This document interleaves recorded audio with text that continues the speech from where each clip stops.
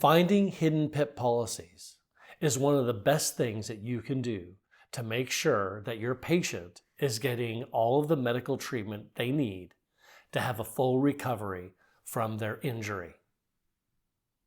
Too often, when we hear that I get a letter from the PIP carrier saying PIP is exhausted, the assumption is, well, there must not be anything else, and now let's go to health insurance. Maybe your patient has health insurance. Maybe they don't. Maybe their health insurance doesn't cover certain type of providers, or it covers such a limited number of visits that it doesn't really accomplish the goal that health insurance is designed to do, right?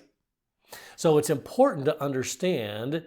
I like to give you a couple of really simple examples of how to find hidden PIP policies out there. So let's say your patient is a passenger in someone's car. The primary PIP is going to be the insurance policy that covers the car they were in.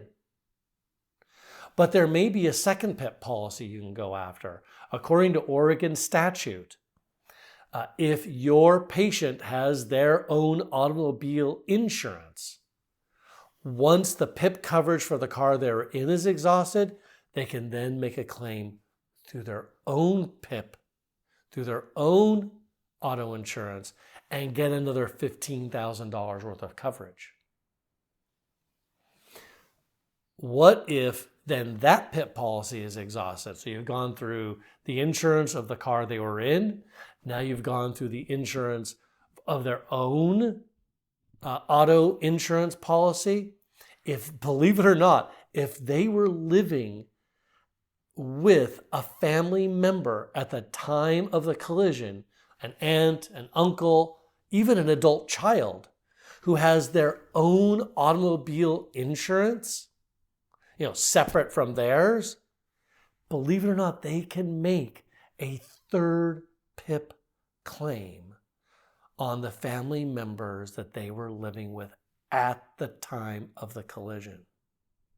So don't think that there's no other insurance out there. There can in fact be hidden PIP policies. And that also applies to pedestrians. Because with pedestrians, the order goes, does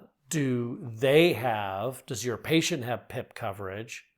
Do they live with a family member at the time of the collision who has PIP coverage? Because then they can go after that, provided it's a separate policy. Then they go to their health insurance, and then they go to the defendant's policy. So there can be a lot of hidden PIP policies out there if you know the right questions to ask.